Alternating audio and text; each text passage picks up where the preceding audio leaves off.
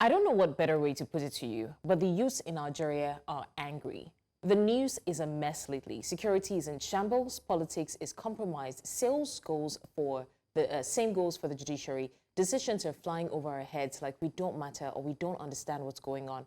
What the government fails to understand is the youths are cognitively capable of hypothetical deductions, analysis, and synthesis of situations by which they find themselves. And they are restive, in other words, impatient, obstinate, and agitated, especially when they're not satisfied with the state of things around them. And this being the leadership styles, economic situation, educational pursuits, poverty, unemployment, marginalisation, you name it. This is Fafanua Africa, and here we deal with issues as they pertain to the youth. And today we're talking about the political aspirations of the youth versus the limited opportunities available to them. I'm Blessings Musugu, and I'm your host for the show. So sit tight and relax as we take you through 1 hour of bliss.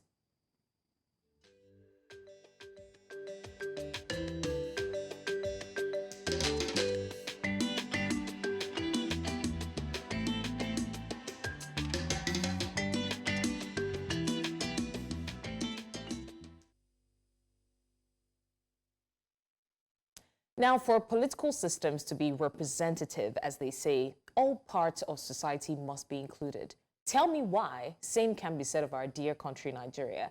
When young people are disenfranchised or disengaged from political processes, a significant portion of the population has little or no voice or influence in decisions that affect group members' lives. Because let's not forget, we're talking easily over 70% of the country's population. And that is on the basis of which a lot of youth are agitated today.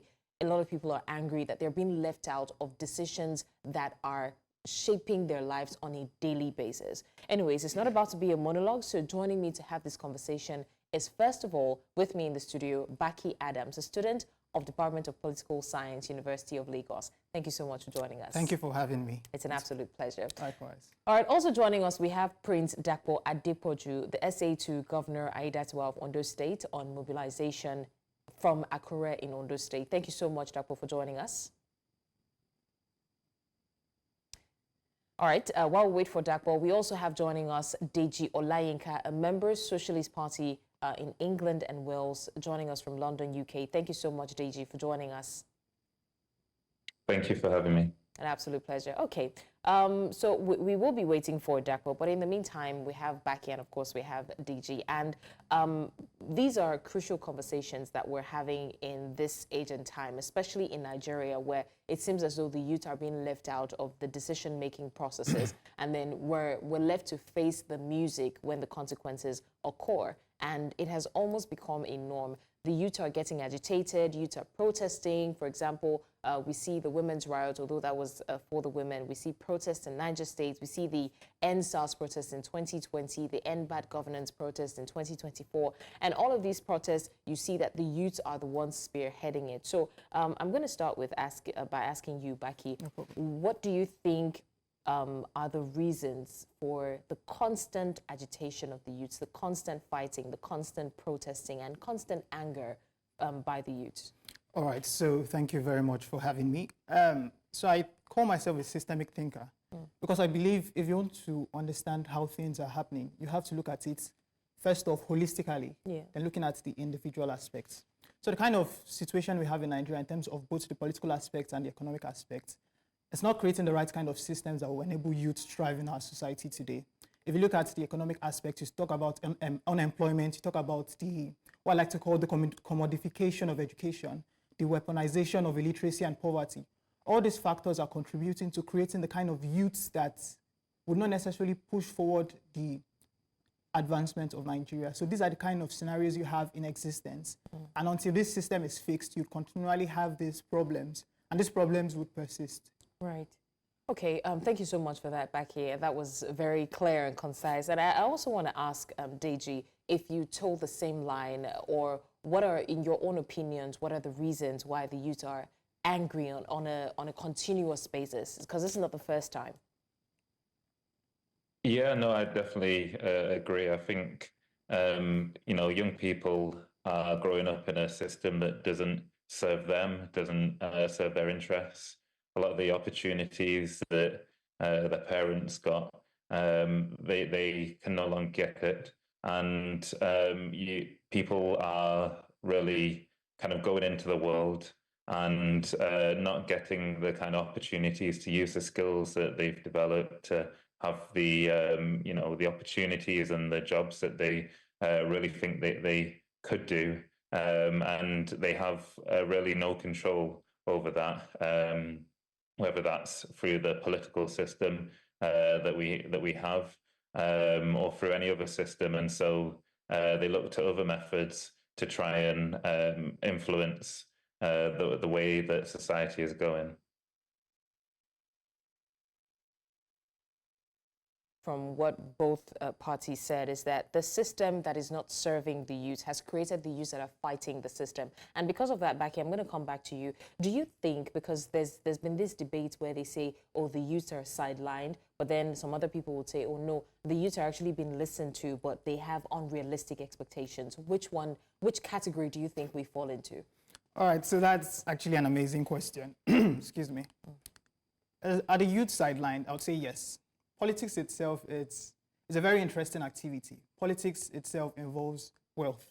There are a number of factors that influence how youths can participate in politics. And have the youth been marginalized? I would say yes. Now, let me just give this example to buttress this point. In 2018, we had the Not Too Young to Run bill. That bill basically was fundamental in terms of inclusion of youths, in terms of running at the higher levels of politics. Yeah. You had the Constitution amended major sections in terms of the age of the president, the governor, the House of Representatives, the House of Assembly. As at that point, those age range were beyond the youth. If you look at how the Nigerian National Youth Population Commission defined youth, we have it as between 18 to 35. If you look at what was existing before that amendment came into place, it was basically far beyond the reach of youth. So that's one aspect, and that is how the exclusion happens. The other aspect is in terms of wealth. Are youths able to afford the tickets? You heard the presidential ticket cost 100 million naira. I'm quite young, I'm just 21. How am I able to afford that? Is that possible? Yes, I know the automatic response is start at your grassroots level. But once again, you look at the position of councillors, you look at the position of local governments at our grassroots level, and once again, is it quite feasible for youth to participate? Then to end, I would end on this note. There's also the aspect of what we call political patronage, which in layman's term is, not layman's term rather, is godfatherism, where you have individuals handpicking certain people to be there. So these are the kind of problems we are facing. So yes, there has been that aspect of exclusion, but there should be solutions to that. Definitely, there should be. So again, salient points that Baki has raised, and let me come back to you, Deji. Now, we hear a lot of times where they try to compare Nigeria to other African countries. Let's even leave the Western countries out of it. You know, we see in some countries now we have very young presidents, you'd agree with me, and sometimes it's very difficult getting to that position, but we're seeing that it's happening. We're seeing, I don't even want to give examples, but one of the major things that Nigeria has not exactly opened its eyes to is what is happening around us, right? Even though we know that there are coups left, right, and center, there are also things that we can learn from other countries. For example, we see a lot of times when things do not go in favor of the youth or even the entire population, the youth will stand up and fight against it. But a lot of times we are, in this part of the world, we're very relaxed, we're easily adaptive to anything that comes our way. So my question to you, Deji, is what measures used by other countries can the youth in Nigeria or the Nigerian government in general adapt when it comes to dealing with the youth and their problems? And by their problems, I mean political inclusion, the inclusion in decision-making processes without taking advantage of the youth, because now we've weaponized poverty, and a lot of times youths fall prey to some of those things that the politicians do. So what are the measures that you see other countries adapting that Nigeria can follow suit? Yes, so I think the Nigerian system is fundamentally designed to exclude the youth and the working class from politics. You know, you look at the major parties and you have to donate millions of naira to those political parties to even stand in their elections, to be candidates for them. And fundamentally, that immediately excludes the majority of young people and working class people in Nigeria. And so it's clear that alternative parties need to be developed that can open the doors to youth, to working class people, to stand as candidates in the elections, and to not just stand as candidates representing themselves, but to represent the interests of the youth, to represent the interest of the oppressed in Nigeria, and really to be accountable to them. Of course, only one person can be a candidate, only one person can be a representative, but as a representative, they need to be accountable to all the people around them. And by building the kind of democratic structures where the working class, the youth, can have their say over the decisions that are being made, over how their representatives act, then you can develop systems in which the youth and all those who are currently excluded from our political system can act to have their interests and their needs, to have their interest raised and to have their needs met through the political system. All right, thank you so much, Deji, for that. Okay, so another thing, Baki, that I have noticed is that the youth restiveness and agitation has gained the attention of policymakers and stakeholders alike. But the question is, are they doing anything about it? It's one thing to get the attention of the people that are clamoring for change, but it's another thing to actually take action on it. And especially when there is a threat of protest, it almost feels as though they're calling our bluffs as youth. Why do you think that is? All right, so once again, it's all about how the system is engineered. There's the input, there's the conversion box, there's the output. Now, when we as youths come out to lay out our demands, lay out our displeasures, our problems, they hear those things. They can listen, they do listen. And how they are expected to take action on those demands is through policies. However, what you note is that when those inputs come in, there's a problem in terms of the conversion and what eventually comes out. Now, let me give you an example. You have the aspect of funding education. If you look at the budget, it's quite laughable in terms of the amounts that the Nigerian government pumps into education. Now, that is the demand. Fund education, that's the demand of NANS, that's the demand of ASU, and basically every well-meaning Nigerian. But when it goes into the conversion box, what do you have as the output? You have student loans. You have increase in school fees, increase in obligatory fees. So there is a mismatch, I beg your pardon, between the input and output. Meaning these people actually listen. They know the problems that we are facing. They know the problems that the Nigerian people are facing. But there's just that mismatch. So you now have to ask, these policymakers, the people who make the decisions, what really are they doing? What really are they thinking about? And it's now time to hold them much more accountable. It seems like accountability is now a word that is feared or frowned upon by the government. It's time to hold them accountable and ask, these are our demands. Why are they not matching the output which you are creating? Why are these policies not matching the demands that we are making? So that's my take.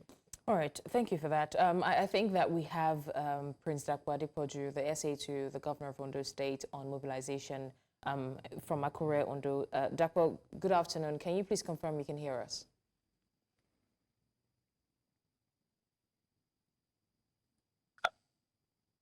Dapo, are you there? Yes, I'm here. I'm here. All right, I'm with you. Okay, thank you, Dapo, for joining us. Before you joined, we've been having an extensive conversation on the youth and their restiveness, especially this period. And I have with me Baki and, of course, Deji, and we've been having an extensive conversation. And I did ask a question that I would also want to ask you, why you think that the youth are almost always agitated, especially the youth in Nigeria. What do you think is the reason why we're always restive? Yeah, in my own opinion, I think it is due to, let me just say, unnecessary anxiety on the part of the youth, maybe because of their wants, maybe because of their needs, maybe because of the fact that they are afraid of what the future is going to, be. So due to that,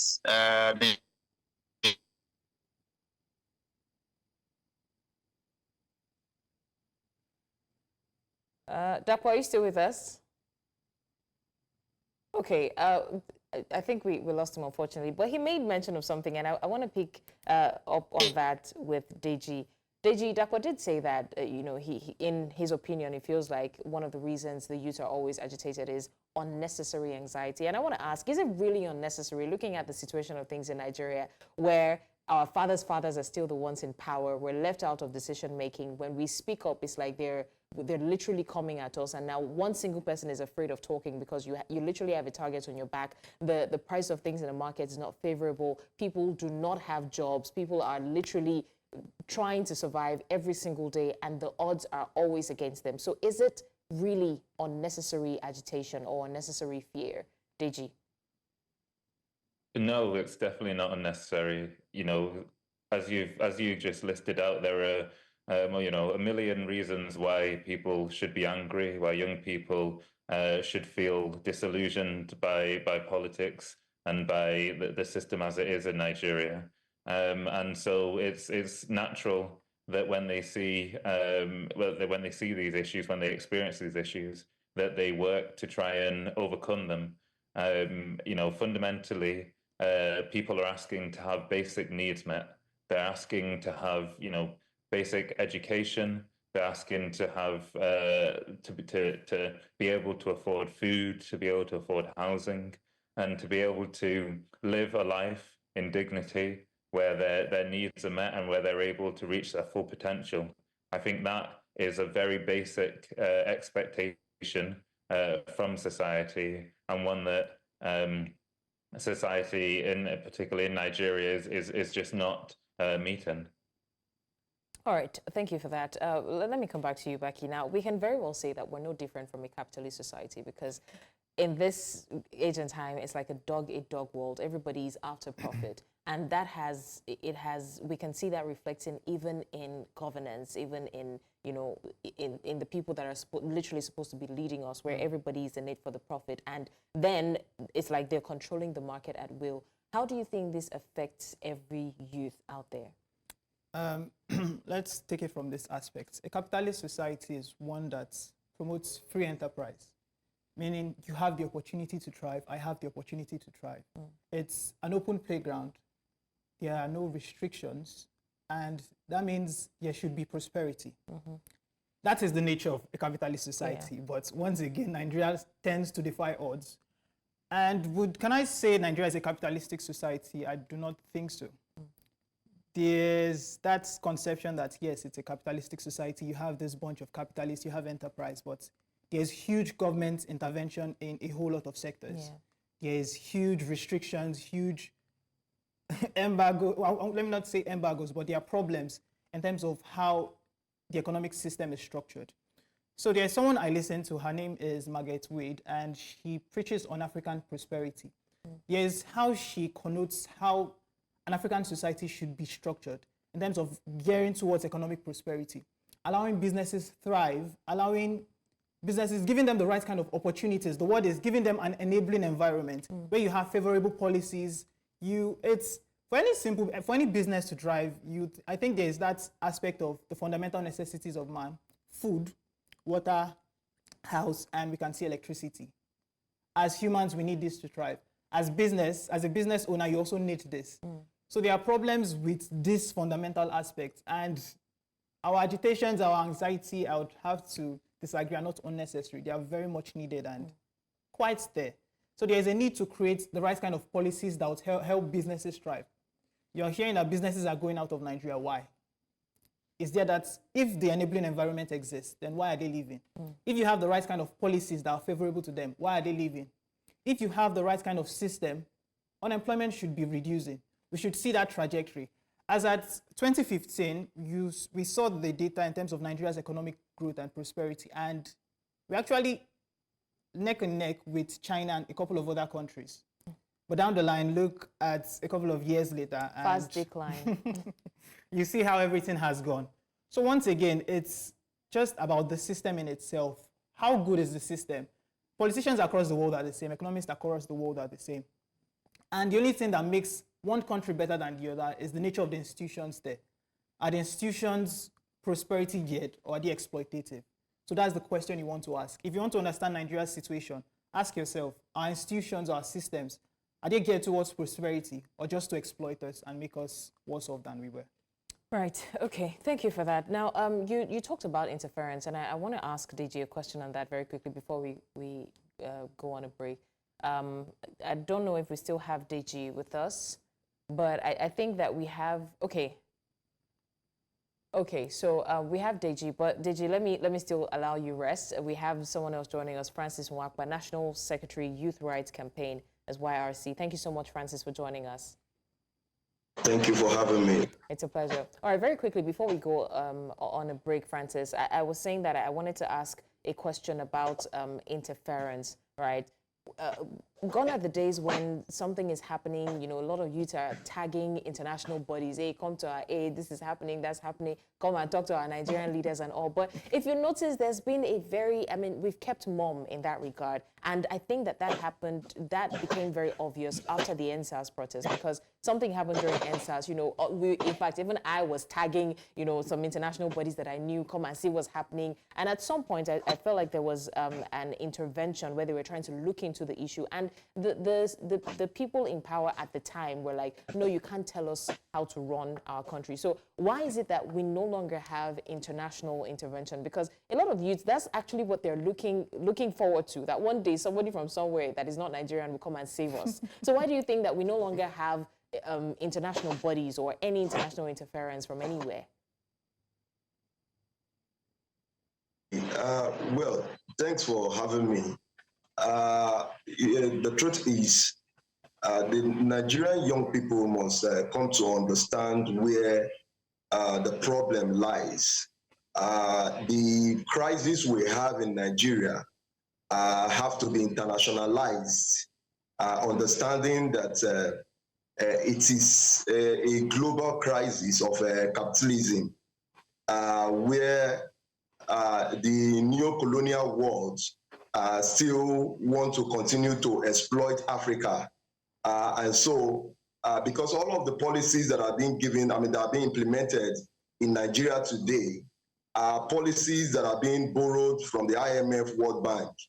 And in a bid to enforce those policies down the throat of Nigerians, there have to be a repression and clamp down. It's not just Nigeria. You can see what is happening in Palestine, how Israel is unleashing attack on the people of Palestine, and the whole world is watching, where millions of people have been killed, and the United Nations looks helpless, you know, in all of this. And you saw an example of what happened during the EndSARS, where young people, you know, were attacked by security forces, and the entire world. In fact, as a matter of fact, the CNN did a documentary, you know, about all of this attack, a well-documented documentary, you know, about all of this. But the United States government came to deny that there was no massacre in Lekki Toll Gate. So there is an international effort to ensure that there is this grip on Nigeria and on Africa, to ensure that the resources, you know, of Africa continue to be plundered, while the vast majority of the young people, I mean, the working people, remain in poverty. Okay, thank you for that. We would shed more light on that. We'll go on a very short break now. You're still watching Fafanua Africa, and this is the program where we basically tackle the issues affecting the youth across the African continent.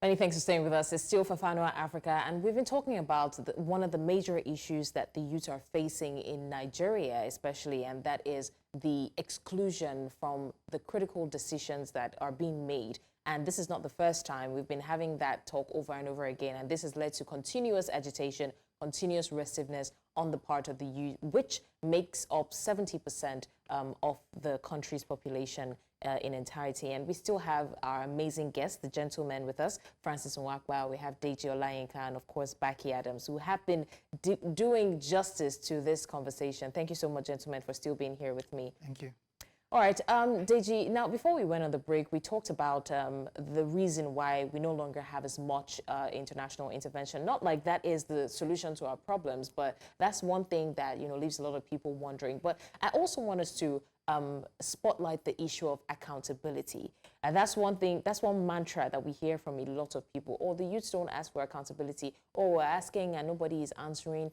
That thing about accountability, like Baki earlier said, it's like it's been clouded. We no longer, we cannot hold on to accountability in this country because there's always, everyone is talking from two sides of their mouth and we don't even know what to believe. So Deji, what do we make of the level of accountability in Nigeria as compared to other countries? I mean, of course, we know that you are not currently in Nigeria. So if you compare where you are right now and the level and the mode of governance to what is happening in Nigeria, and of course, some of the things that have happened across some other African countries, I think Kenya, for example, where there was a protest and the president had to, because of the pressure, had to come live on a social media platform to address the youth. We don't see much of that in Nigeria. So we don't exactly have a lot of accountability. What do you make of the level of accountability that Nigeria has compared to other countries?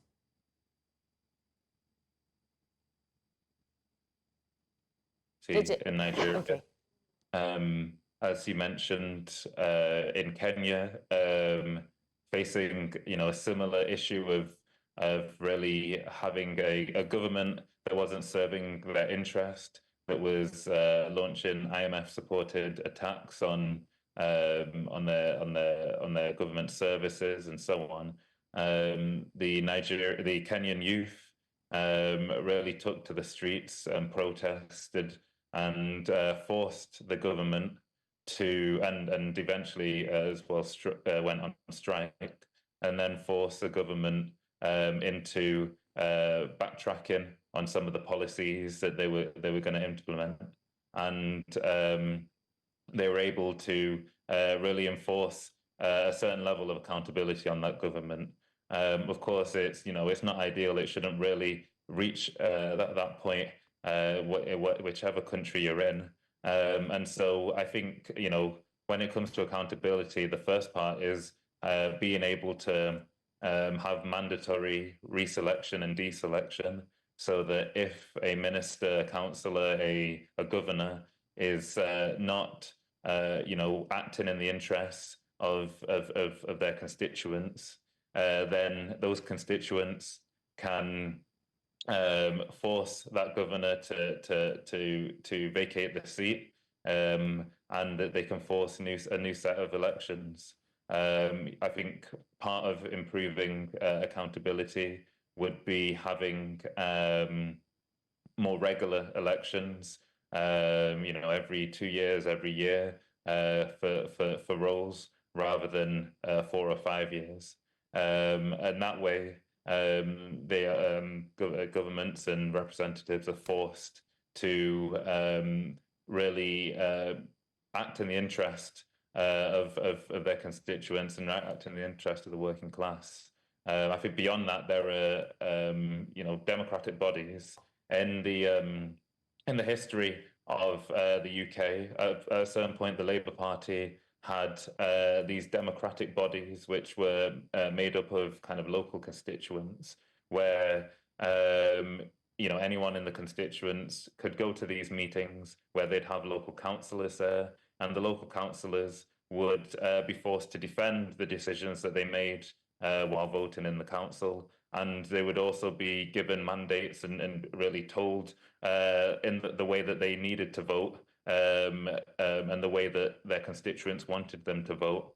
And it's through democratic bodies like that that the working class and young people in the UK were able to enforce their requirements on their government representatives.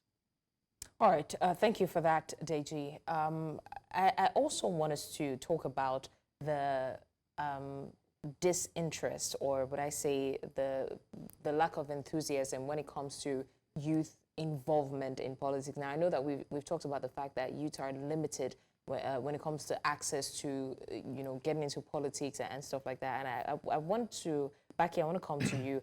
Now, I'm very curious to know who is to blame when we talk about the lack of enthusiasm on the part of the youth in participating in governance. Do we blame the government for keeping it away from them for so long that they no longer have interest? Do we blame the youth themselves for not even knowing enough? Because that's another argument, that the youth of Nigeria are not even well aware of their rights, the obligations of the obligations of the government, of what is like the basic information that they should know when it comes to politics. They don't know it. So who is to blame?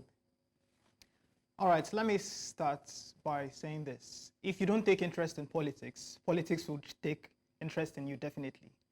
So who is to blame? Do we blame the gods? Do we blame Nigerians? Do we blame the government? Everyone is to blame. There's no need to always delegate that portion of the blame. There's no need to say it's not my fault, oh, it's their fault. It's everyone's fault. So let's start from the aspect of the individual. As an individual, are you interested in politics? And the interesting thing about it is that if you are saying it's just the government, it's the fault of the government, then you look back at the individual as well. Both of us have that role to play.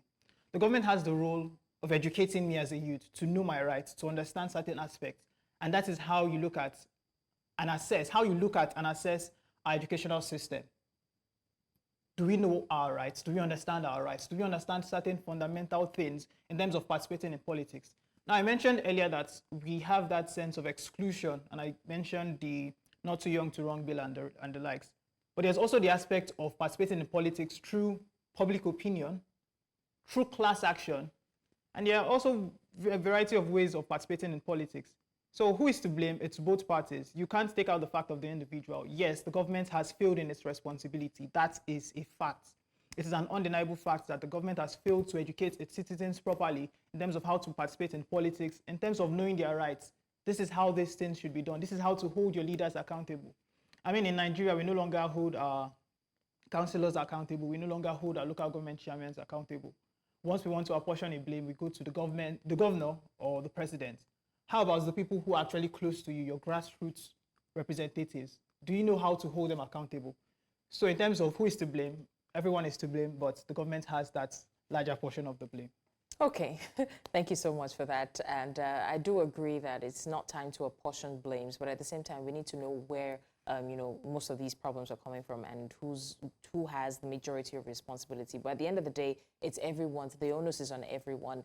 The individuals have to be interested in it, because if the opportunity even comes, you seldom see people who would say, oh, I would go forward, I will take it. And then, so still speaking on the youth and their participation, Francis, let me come to you. Now, I've also seen situations where the youth have become complicit, in the sense that the larger majority of the people are fighting for a common goal, and a few of them, I mean, we saw what happened during the End Bad Governance protest. Protesters came out to fight against bad governance, and before you know it, another set of protesters came out to protest against the protesters, and it was a very ridiculous scenario. And you wonder, who are these people? For sure, you didn't just wake up from your house and say that I want to counter every protest against bad governance. Something must have happened. So it feels like the youths especially are vulnerable to, I mentioned earlier that we have weaponized poverty, and we see that the youth, they fall prey mostly, to some of these things where you see people taking 1,000 naira, as low as 1,000, 5,000, 10,000, just so that they can keep mum and allow the others to be fighting, or even in this case, fight against those who are fighting for a common goal. So my question to you, Francis, is how vulnerable have we become as youths? Because it's even scary. You hear them say, oh, we want to come out and fight for a common goal, but rest assured, a lot of people are not even on the same page. And I'm not saying people are scared to come out. I'm saying there are people who do not even agree that you should come and fight for your right. So how vulnerable have we become? And we see that even the thugs are being used, are being weaponized. Some of these thugs are the youths, are you and I. What is the reason that, how did we get here, basically? there is a historical makeup to all of this. Gradually, the government has ensured that the youths are not aware. Starting from our educational system was created in such a way that there is a lot of contradiction.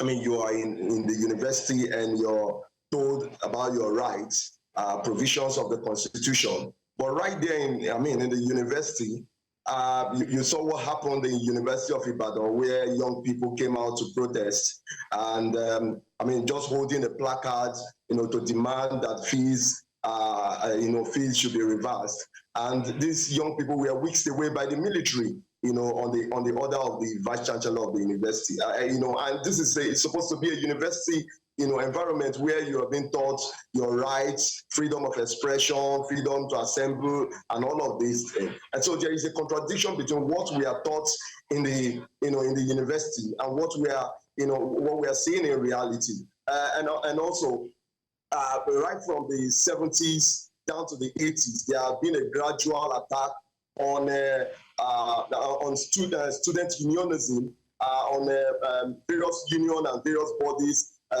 And so, because of all of this attack, it has helped in widening the gap, between the younger generation and the older generation, who should be in a position to grill some layers of change-seeking young people within, within the school environment. And so, you will see that even at the level of the university, the school management and the state government are very much involved in the election of the student union, where they sponsor that particular candidate. Like when I contested in my time, that was 17 years ago, the school practically told me that instead of me winning the election, that they are going to share a derica of rice to all the students to make sure they vote for, the government-sponsored candidate. And this is how much, they get involved in student elections.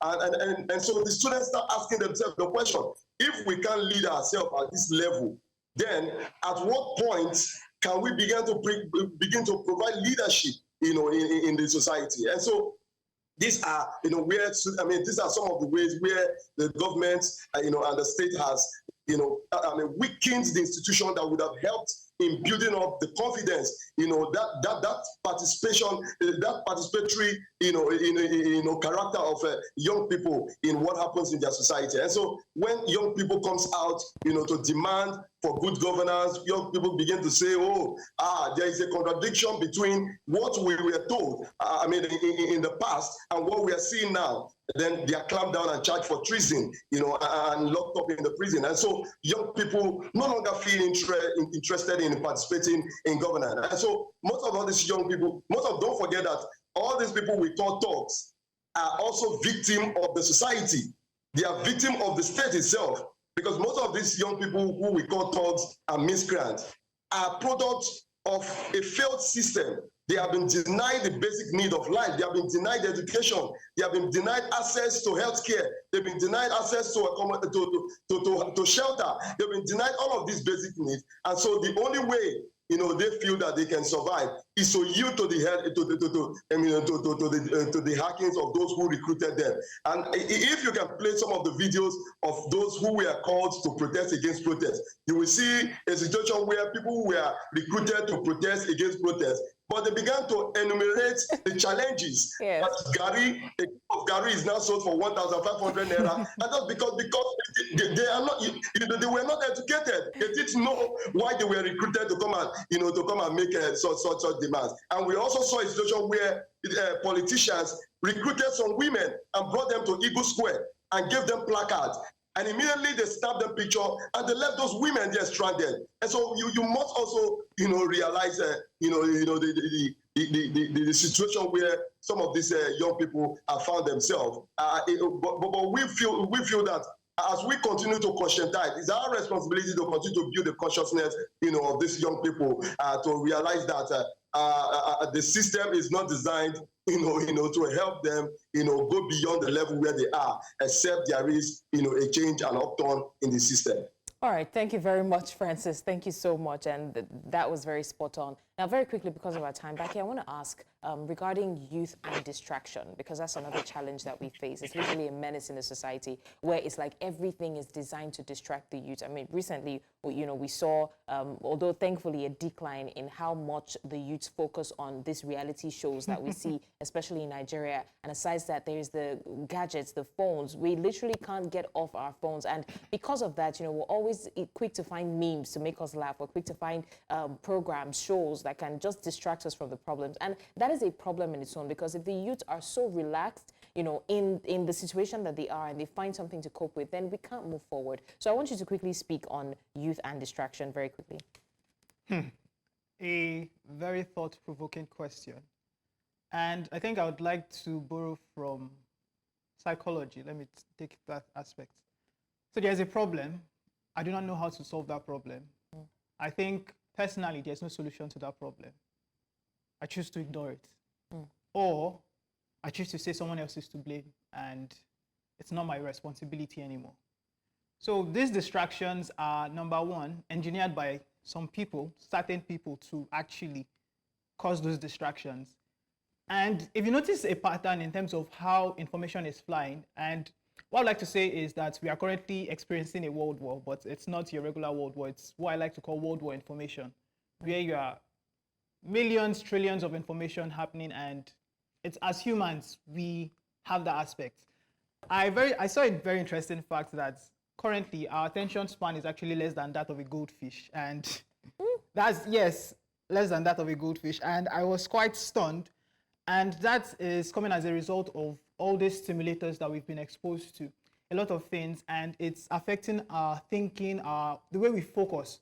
It's also the attention economy, so there are different things battling for our attention. And then there's information overload. Exactly, information overload is another important thing. So how do you streamline? I know this is the right kind of information for me. This is not a distraction.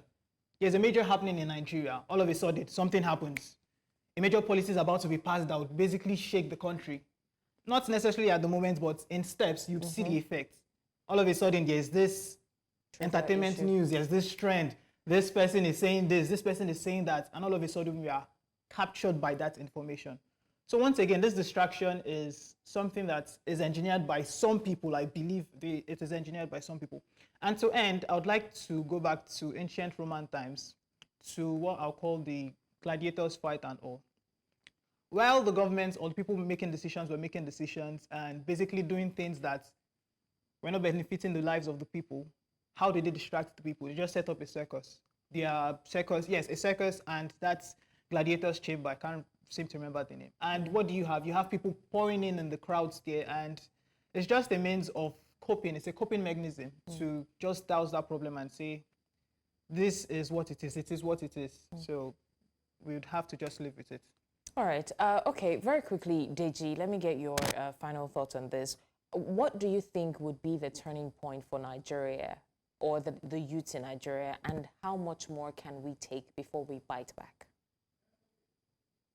It's hard to say. I think, Nigerians have suffered through so much already. But I think really the turning point will be when the youth and, the working class take to the streets again in protest. But they're joined by the organized strength of the trade union movement. There are, millions of people across Nigeria who are suffering pain, who are suffering through hardship, the young, but also the older. And it's clear that, their interests align. And so if both the youth, those who are in school still studying, but also those who are working, come together through organized, strike action and mass protests and mass movements, then the government and those leaders who refuse to listen to the calls and the demands of those that they are meant to represent, then that government will be forced to listen. They'll be forced to to make the changes that can improve the lives and the everyday situation that the Nigerian youth are in, and through that they'll be able to really restore the hope and the opportunities that Nigerian youth need. All right, thank you so much, Deji, for that. And that will be a good place to land the conversation. So once again, I want to say thank you, gentlemen. Thank you to Baki Adams with me in the studio. Thank you very He's much a student of the for having me. Department of Political Science, University of Lagos, and very sound contributions that you gave. And of course, thank you to Deji Olayinka, member of Socialist Party member, England and Wales, all the way from London, UK. Also a very spot-on conversation. Thank you for sharing your thoughts on the conversation as well. And last but definitely not the least, thank you to Francis Mwakba, National Secretary Youth Rights Campaign, YRC. Thank you, Francis, for also giving your brilliant thoughts to this conversation. And we're really hoping that there is hope for the youths, that the future this is not the end of it. There is still the future that we've talked about, for the longest time. And we hope that not just the youths themselves, but the society, the government will fight to enable the youth to get to where they need to go to. This has been a very beautiful conversation, gentlemen. Thank you for joining in once again. It's Fafanua Africa. This is a show where we talk about the issues that affect the youth, the challenges, the opportunities, and of course, some of the adversaries that we face. And I don't mean people, I mean circumstances and situations. And my name is Blessings Mosugwe. It's been a very beautiful episode, and I've been your host for this 1 hour. Join us again on our subsequent episodes as we discuss the youths across Africa. Thank you so much and have a lovely day.